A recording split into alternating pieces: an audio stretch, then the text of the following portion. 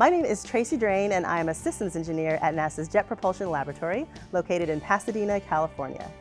When I was very, very young, I was interested in a whole bunch of things. I thought I might want to be a lawyer because I love to argue with my brother. But my mom, she loved Star Trek and Star Wars and Battlestar Galactica, and my brother and I watched all those things with her.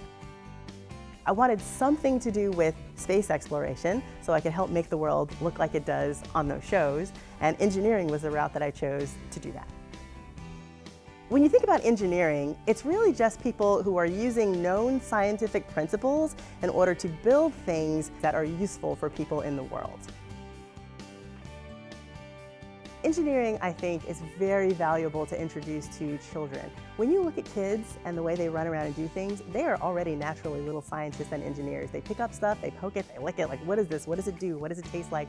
And what happens when I bang these two things together? It's kind of a natural learning process. Engineering is an opportunity for those kids who might struggle with some of those other subjects to really shine. Engineering is a hands-on activity, it's a hands-on process. Kids are finding out information. It's teaching them life skills. They get to learn how to do critical thinking. They get to learn how to deal with failure. So we know kids are learning in school, but they're also learning in so many different environments. And I think one of the most important environments they learn in is the home. So why not have these opportunities at home? Why not do these engineering activities at home? I think there are lots of benefits for families doing engineering activities together. I think it's really important for kids, when they're working with their parents and trying to figure something out, to see that their parents don't just automatically know the answer, that they have to do some experimentation and try some things and see what works and what doesn't work. It's a great way to let kids have that experience. One of the things I think that holds a lot of people back is just not knowing how to do it. I think the cool thing about engineering is that there is no right answer. There's tons of answers that can be completely different. So for families who are very nervous about doing it, I just want to say, don't be. I think one of the other important things that parents can do in general, not even just related to engineering, is to foster their children's curiosity. Kids are naturally curious little beings. You can see they want to go around and see and touch everything.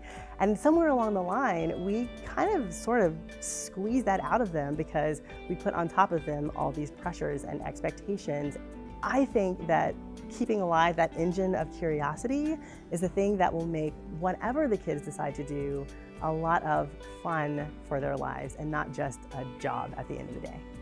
When kids are introduced to engineering, they're also introduced to the concept of failure, but in a good way. But failure is a fantastic teaching tool. It is the thing that gives you something to focus on and pull all the threads to figure out how the system actually works and what you need to do to make it better.